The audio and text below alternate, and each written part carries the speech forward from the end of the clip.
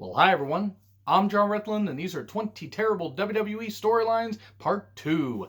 And yeah, Part 1 ran a little bit long. I do apologize for that, but don't worry. 11 through 1, these entrants will be taken care of. And WCW, ECW, Impact Wrestling, AWA, WCCW, a whole bunch of companies could be covered with their own bad storylines. And I would love to hear from you guys in the comments, so please make sure to let your voices be heard. And try to keep the suggestions, like, I don't want to say to a minimum, but just don't make it to where like the comments are like, like 5 paragraphs, because then it gets a little much for me to write down. But I would love to hear from you guys, as I know that it is just really fun to cover the bad storylines, as much as there have been some really good storylines in wrestling. So here we go. Number 11. We go all the way back to the summer of 2010. Remember the Nexus? Remember that great moment where the guys from NXT, Wade Barrett, Heath Slater, Justin Gabriel, and whole bunch of others, they showed up and they ripped apart the ring, beat up Cena, CM Punk. Daniel Bryan choked out Justin Roberts with his tie and got subsequently fired for that and everything, even though he was told, hey, go do something to get attention, and then, oh, we're going to fire you for it because we weren't direct, because, oh yeah, we forgot what it was like to turn talents loose and actually let them do some stuff. And it wasn't like Daniel Bryan wasn't being safe with it. It just looked really brutal. Well, anyway, they had the Nexus. It was cool. It was great and everything. They were this, dominant group that could go on and have so much goddamn power and so much, goddamn pull backstage. They could just dominate everything for months and months and months. They could dominate Raw. They could dominate SmackDown. Yeah, the brand split was still going on by this point, the first brand split, but it was pretty much bullshit by this point. Or what they could have done is, after taking out Vince McMahon, taking out a few others and everything, you know what they could do? They could have them all run from John Cena, and then we could form a team together and everything. Have Bret Hart, who I love Bret. Bret should not have been part of that team. Now, it was supposed to be Ricky Steamboat, and then I think he suffered some kind of brain aneurysm, which is terrible, and hopefully he recovered from that. Seemingly he did. But it was terrible that he wasn't able to be part of the team. But even then, Bret couldn't take any bumps because of, I believe, an insurance policy that he had, that he was collecting on from WCW, all those concussions that he had. And they had all this going. So they had the 7-on-7 match where even if you had Bret Hart on Team WWE, you had all this stuff going on. Miz wasn't going to be part of the team. Daniel Bryan was going to be part of the team. The smart thing would have been have Team Nexus win, even if it got down to Cena and a couple people. Have Team Nexus win. All they had to do was have Team fucking Nexus win, and guess what they didn't do? They didn't do that thing. They didn't do the goddamn thing. I'm not saying that Wade Barrett or any of those guys could have been main eventers, but the perception was, hey, these are young up-and-coming guys. Even if some guys had been in wrestling for a bit, like Daniel Bryan, who now is part of Team WWE, should have been part of Team Nexus. He should have double-crossed them. Because then you could have had Daniel Bryan be this goddamn domineering heel, and it would have been great. Even though people love Daniel Bryan, it would have just been a whole lot better than, oh yeah, having him be Gail Kim's boyfriend, and then having him with both of the Bellas. They were sharing him, referring to him as a vegan, how good it was that he was pure and he was a vegan. Because you know what the whole thing about that was. Anyway, this is getting me really angry, by the way, in case you don't know. Yeah, they had John Cena against 2 members of the Nexus. It was Wade Barrett, and I want to say it was Justin Gabriel. I want to say it was. I purged that part out of my mind because, oh boy, oh god, John Cena took a DDT on the goddamn floor, and apparently Cena was in charge of this. At least of, hey, you got a good idea, John, you got all this stuff going on. Hey, we trust you to do the right thing in here. What do you think should be done? He took a DDT on the exposed concrete, which should have knocked him out, and then you could have done that, and you could have had Cena win, and then Cena could have said, well, you wouldn't have beat me had it not been for the exposed concrete, and built a feud from there. No, they had him do that. Then they had him beat the last 2 Nexus members, including Wade Barrett, in quick succession, and the Nexus died. Died a horrible death. They tried to keep the steam going with him, tried to have Cena feud with Wade Barrett, and do this whole thing where Cena was going to do the Nexus's bidding because Wade Barrett had beaten him. They had done this whole thing where he was going to have to be the Nexus's pawn, even though he had beaten them. And then he screwed over Wade Barrett by helping Randy Orton, retain the championship at Survivor Series 2010. And by that all that storyline, all this build to SummerSlam, it evaporated. And then anything they could have done to salvage it, Wade Barrett winning the WWE Championship, whether he would have been a good champion or not is really irrelevant. I have no goddamn idea if he would have been any good. But my God, they didn't even try. They fucked it up. They fucking fucked it up. It was so fucking stupid. And then they decided to form the new Nexus, CM Punk heading it, and the Core. Hooray, the Core with 2 R's. You remember that shit? Yeah, I wish I didn't, and I got nothing against most of the talents there.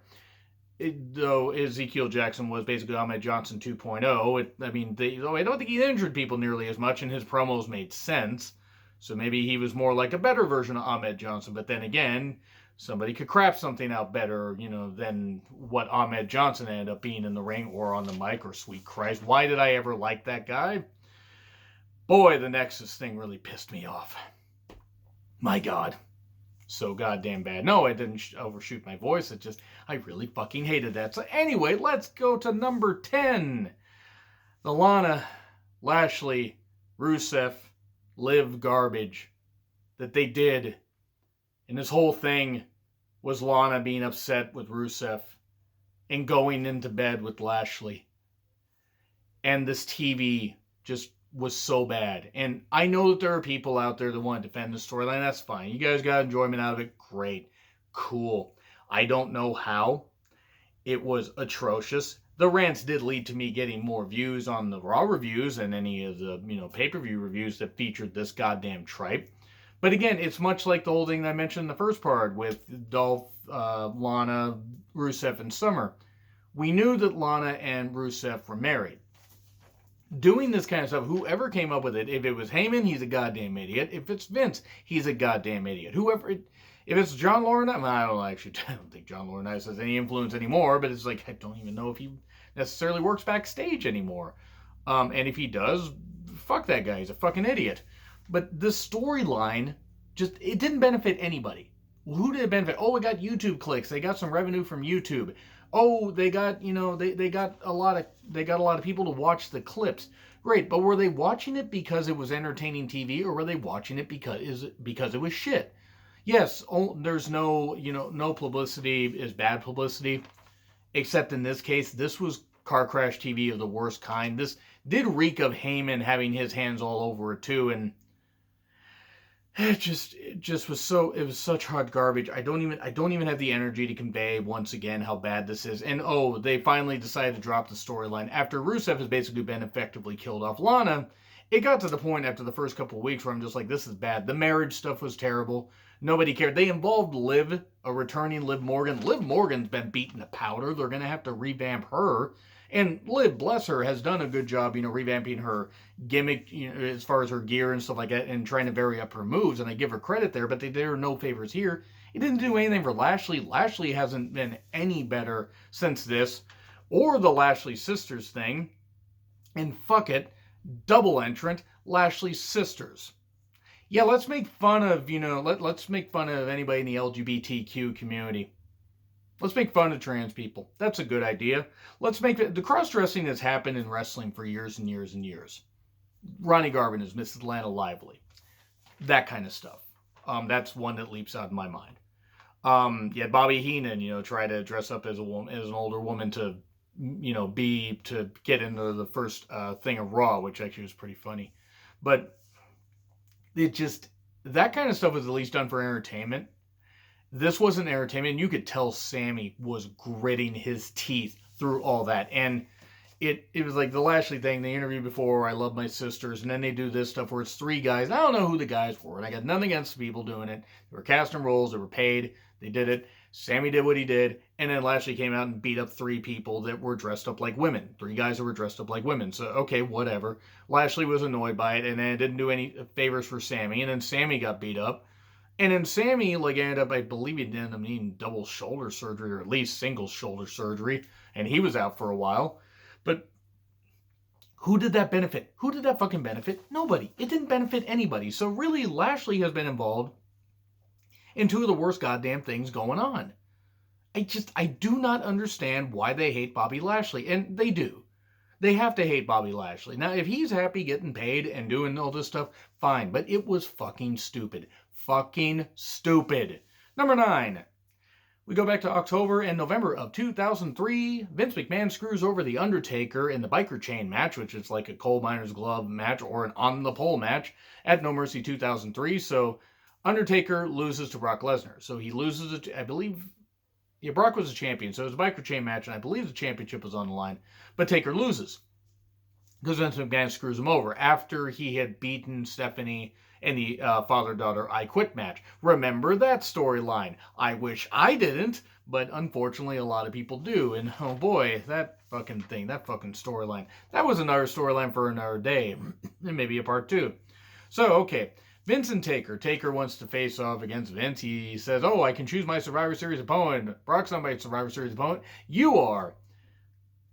And I'm not going to say the whole line that made me put this here, because it did eventually build to a buried alive match and stuff like that and everything. And Vince got busted open and got his blood, got dirt and all of his blood.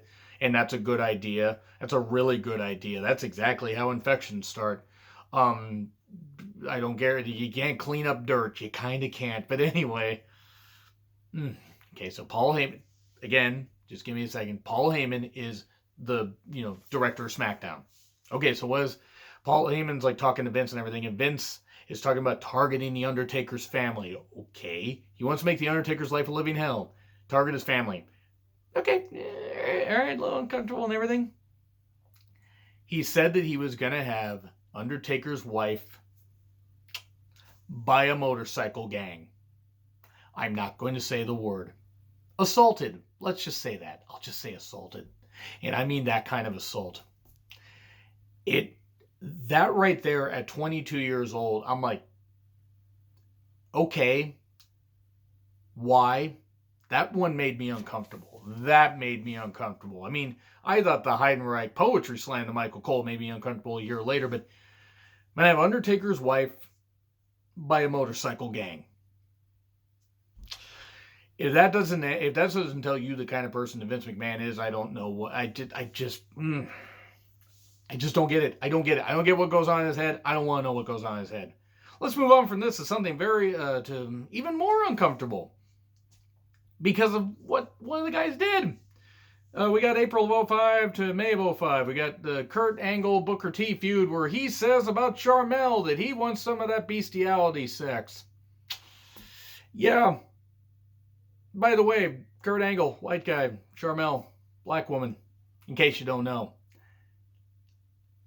I mean, if that wasn't just implied grossness and racism all in one, I don't know what is. Good God, who came up with that? Like, there are things in wrestling I can accept. Wrestling is a fucked up goddamn sport. And line of entertainment, line of work, whatever you want to call it. That wasn't entertainment. I think Kurt was legit off his rocker, or whoever, probably Vince, came up with that. I'm just like, nobody bothered to figure out the implied or the absolute overt racism with this. I mean, what the fuck? What the fuck? Bestiality sex. What the actual shit? And he pinned her down at one point. He didn't do anything to her. But fucking hell, she looked scared. I don't know who filmed that. I don't know who produced it. I don't know who came up with it. They need to be slapped. That was really bad. Like, Charmel looked legit scared, and Kurt looked legit like, you know what? I'm going to move on from it. It was uncomfortable as fuck. So we go to something far, far less comfortable. Implied suicide. Hooray. Number 7. Why do I do this? Number 7. We go to November 1998. Easy for me to say. We get the whole thing between Hawk and Animal, Hawk's issues, the Road Warriors, Legion of Doom. Hawk had a lot of personal issues and everything and stuff like that. Was going to be written off of TV for a while and was on top of the Titantron, the old Titantron they used during the Monday Night Wars and stuff like that, especially during 98-99, till Big Show ripped it down and then they got a new set. But anyway, you had Droz, who was Darren Drozdov, who would unfortunately suffer a horrific accident in the ring in a match with D'Lo Brown. It wasn't D'Lo's fault, it was just an accident, and he ended up paralyzed. And Droz did. But anyway, Droz is like the alternate member of LOD. Well, he's trying to go and help Hawk because Animal's like, Hawk, you're my brother, you know, this kind of stuff. Don't do it. Because he's on top of the Titantron. He's going to like jump. Well, obviously he's going to jump off to like where there's a crash pad below. But then Droz goes up there, gets him, and you can see him. He's grabbing him, and he pushes him.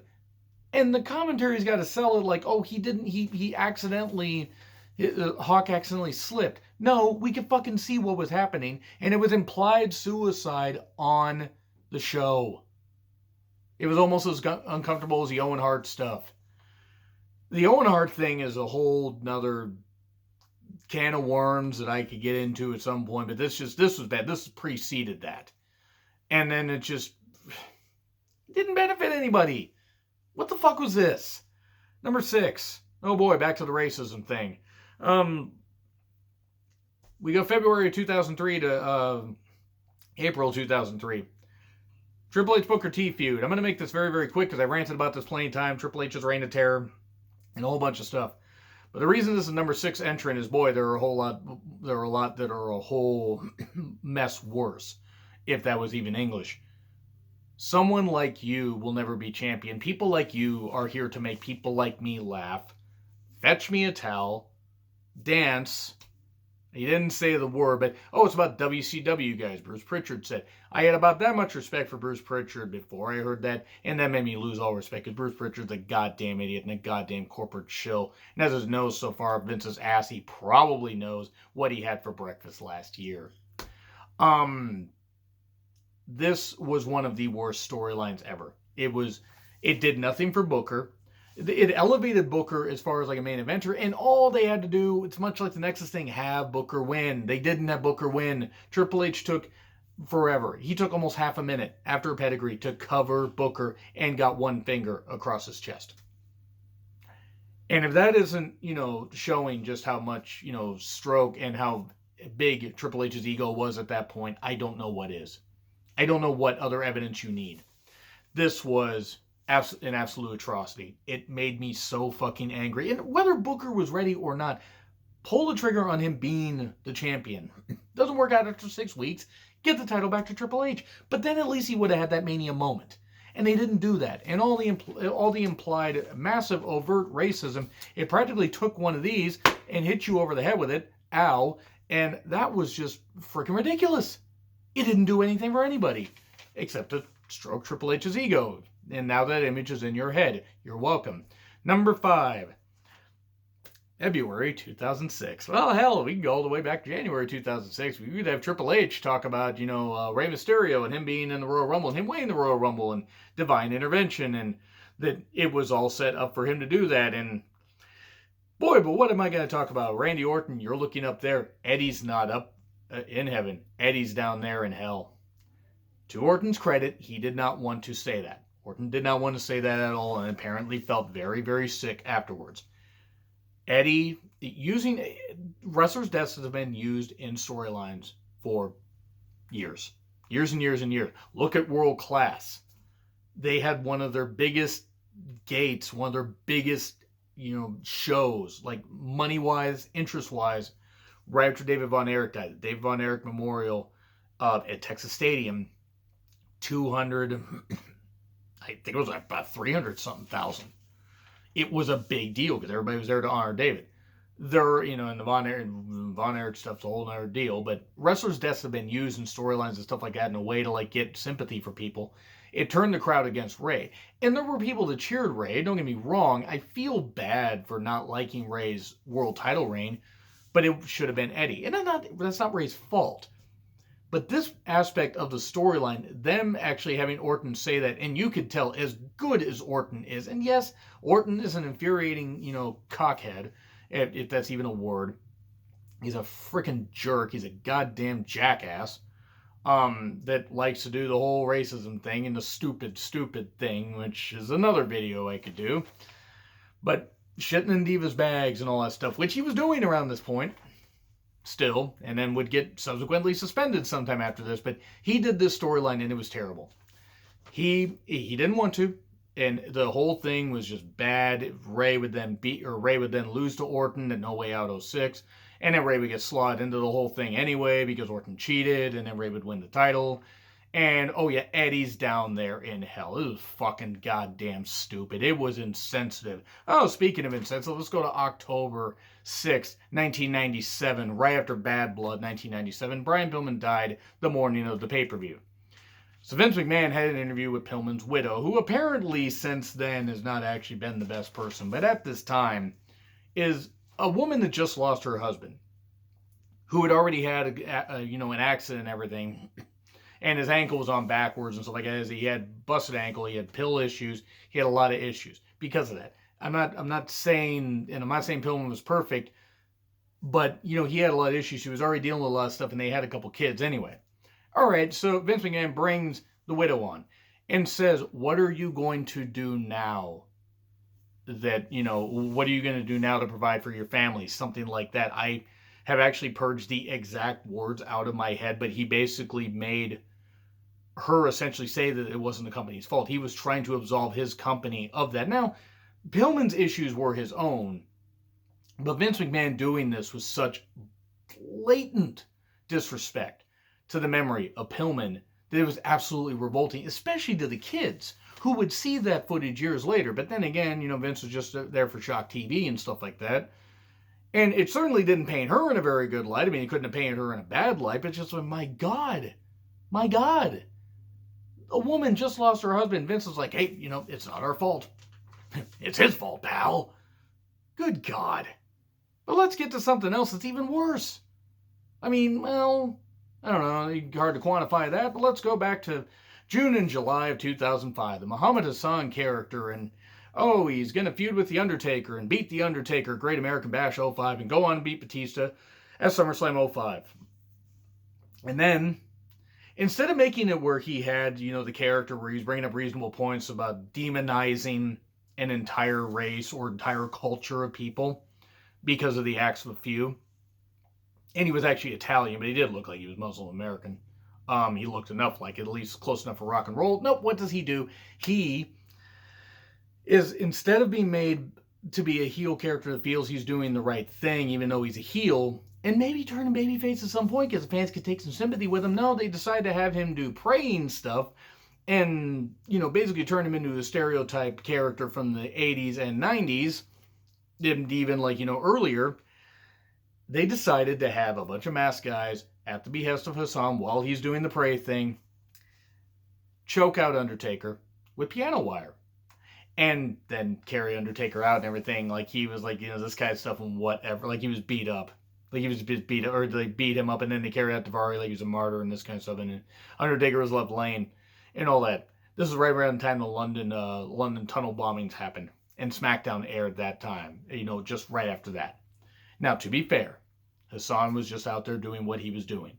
This was a bad idea regardless of whatever terroristic acts happened, and it was, UPN didn't want him. I believe SmackDown was on UPN. I don't think Spike TV was at the time the home of Raw. They wouldn't go back to USA till a little bit later. They were like, no, we don't want him. They wrote off the character. If they hadn't done this one thing, and if they had had a few people attack Undertaker, sure, okay. It's the piano wire, and it was that kind of stuff. It was the point where they were doing stuff that was so goddamn offensive, even in the Ruthless Aggression era, that this was a bad idea, and it killed off his character. Undertaker just absolutely brutalized him at the Great American Bash, and he was gone. I think he's wrestled one match since. So, let's get to two things that I've talked about, and then let's get on with the rest of this video and actually, finalize this whole thing. But boy, that whole attack on Taker is ridiculous. Number two, the Terry Reynolds miscarriage angle that happened, I believe, the same night that Mick Foley won the world title. And yes, it put butts in seats. I'm not going to recount every single thing, but apparently she was pregnant. She was, at D'Lo Brown's side, everything. It wasn't his. But, that she was teamed up with Jacqueline as well, Pretty Mean Sister. And she got knocked off the apron. And, she's holding her stomach and everything, this kind of stuff. And the line, the variation of the line I remember, they're checking her, and the doctor's checking. I can't hear the baby's heartbeat. Ed Ferrara wrote this, and Ed Ferrara should have been thrown out the goddamn window and just, or door or whatever and just kicked out and never brought back. Whoever greenlit this is a goddamn embarrassment to wrestling. Poor Terry Runnels, who is a pretty damn good performer, let's be honest. This was stupid. This was fucking stupid. I can't hear the baby's heartbeat.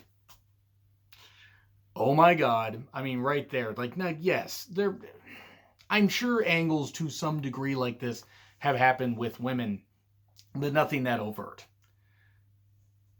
Anybody that can't have a child would probably have just honestly turned the TV off at this point. And yes, you have to be sensitive to some social issues. You can be more wide open, especially in the Attitude Era. But this was something where it's it didn't benefit anybody. In the Attitude Era, if you notice, some of these storylines happened in the Attitude Era. Not a lot of them, but some of them did, and some of the worst ones happened in the Attitude Era. And then some happened in the Ruthless Aggression Era. Poor Terry Reynolds, poor anybody that was involved. Fuck the hell out of Ed Ferrara, fuck the hell out of Vince Russo. Both of them were goddamn idiots for doing that. And again, poor Terry Reynolds. Number one, let's go back to October 2002. How is Katie Vick? Oh wait, that's right, Kane, you killed her. You're a murderer. The Katie Vick angle. Triple H in a Kane mask fucks a mannequin in a casket, and TV, as we know it, would never be the same because, my God, what the fuck was this? It didn't benefit Kane. First, it was First, we were supposed to believe that Kane was a guy that, was burned in a, funeral home, and then it turns out, oh, no, wait, no, they were mental scars. We find that out later when he was unmasked. But now he's suddenly going to college and stuff like that, and it was a college party, and he drove her home, but he was drunk, and then the accident happened, and he was, the car, or the accident killed her. And it's haunted him ever since. And Triple H dressed up as Kane and fucked a mannequin in a casket. Who the fuck came up with this? Who came up with this? Who? I mean, Triple H, I'm sure did. Triple H, this is an exact point where I point to people and say, oh, Triple H has been a creative genius for a while, and I point to that. Sure, Dusty Rhodes has booked a whole lot of shit, and there's been a whole lot of stuff like that, but no, I don't think anybody's fucked themselves fucking a corpse. Or, an implied corpse. It was actually a mannequin. This Katie Vick angle was shit. It made Raw so shitty for a while, even though they dropped it right after No Mercy 2002, or I think about right after that. They just forgot about it because they realized, oh, wait, shit, it was a really bad idea. Yeah, you fucking think? Whew. Anyway, guys, I'm done with that because I'm tired. I'm going to go lay down now. I hope you enjoyed the first part. I hope you enjoyed this part. Wait for more angles, storylines I'm going to talk about here, and let me know what your choices are in the comments for other companies. WWE, leave 5 choices, 5 choices, whatever. WCW, ECW, all that. Anyway, agree, disagree with what I said. Like, share, subscribe. Twitter handle in the description. I'm John Ritland. I'll see you soon.